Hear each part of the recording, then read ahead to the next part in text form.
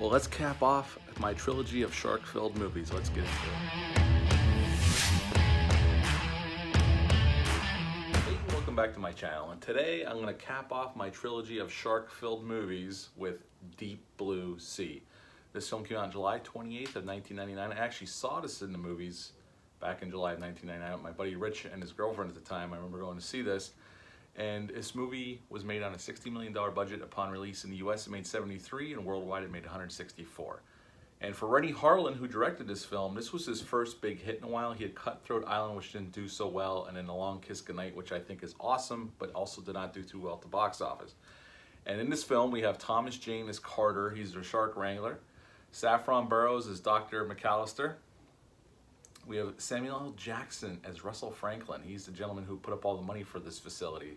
And this facility is on the water. We'll get into that a little bit. Stellan Skarsgård is another doctor at this facility. Michael Rappaport plays Scoggins. We got LL Cool J as Preacher. And we got the great Ronnie Cox is in this film. He doesn't say a word, but there's a boardroom scene where Saffron Burrows' character is talking to Samuel L. Jackson's character. And he's sitting there at the desk, never says a word. And Ronnie Cox was in RoboCop 1. Total Recall, Beverly Hills Cop.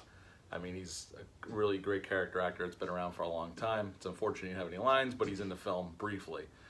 And basically this film is, there's this facility on the water, and they are working with these mako sharks, and they're trying to develop a cure for Alzheimer's. And Samuel L. Jackson's their money man, and he's coming to do an inspection at this facility. They've had some problems. A shark got out. Thomas Jane wrangled it back. Right at the beginning of the film, we see the shark attack this catamaran with these young kids on it. And he harpoons it. Well, he harpoons it and gets it back to the facility. And Samuel L. Jackson gets to the facility, and they give him the tour. And this is where we see Thomas Jane in the tank swimming with the shark to get a license plate out of it.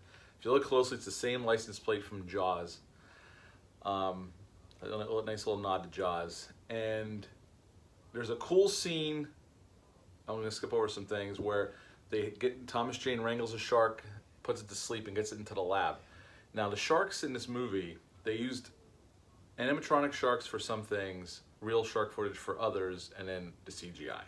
The animatronic sharks in this film look incredible. When they're on screen, they look amazing. The CGI, not so much. The CGI is definitely late 90s, and when they linger on it, they don't linger on it all the time, but when they do, you can tell it looks like a CGI creation. Doesn't look good at all, but you can still have fun with this film. Absolutely, just don't let the CGI. After they do this procedure successfully, we have the incident that sets off everything else. Stellan Skarsgård goes up and he's smoking a cigarette because he's happy everything went well, and the shark wakes up, reaches its mouth over, and rips his arm off, and that starts our problems. And after that, it's one disaster after another. A helicopter comes to take evac Stellan Skarsgård's character. It is crashing, blowing up, and the facility starts filling with water, and the sharks are after everybody inside. And that is pretty much Deep Blue Sea.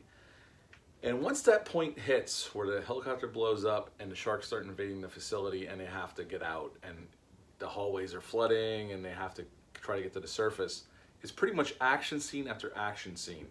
Rennie Harlin was good at that, especially back then with a decent, healthy budget. And there's some striking visuals. There's a scene where when they're trying to get up this elevator shaft and an explosion happens, or the facility starts settling, and the ladder they're climbing up falls backwards, and this one lady who's on their crew falls off into the water, and there's a shark waiting for her.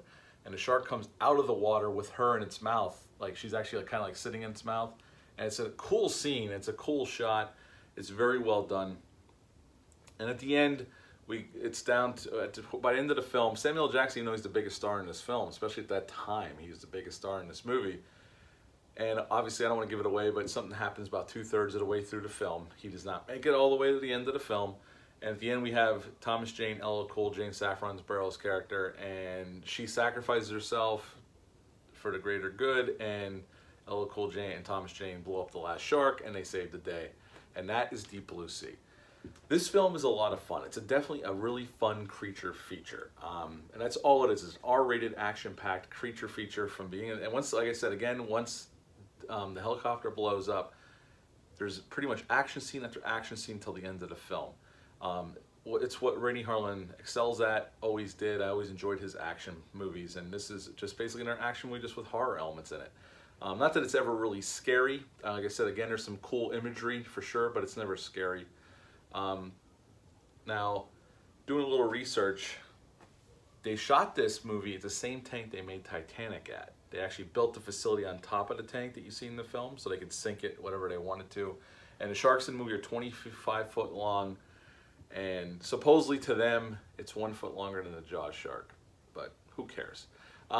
This movie is a lot of fun. I always have fun with this movie. I always pull it out once in a while and watch it. The acting's really well done across the board. It's well directed. Yes, it's over the top, and it can be cheesy at times, no doubt. But overall, I think it's a really fun movie. I would give this film an 8 out of 10. I've always had a really great relationship with this film. I always enjoyed it since the first time I've seen it. It's not the best shark movie. Jaws would be the best one, obviously. But I think it's a damn good one. It's one of the better ones we've gotten since Jaws. And I know I like The Shallows from a few years ago. That was a really good one. But they don't make many really good shark movies. And this is one that's really fun. And it's just one you can sit down, turn the brain off, have a good time with. So yeah, 8 out of 10 for me for Deep Blue Sea. Have you ever seen Deep Blue Sea? If you have, leave a comment down below. Let me know what you think of this film. Hit the thumbs up, hit the subscribe button, share this video. I'd greatly appreciate it. And you all take care of yourselves, take care of each other, and I will be back soon with another review. Thanks. Bye.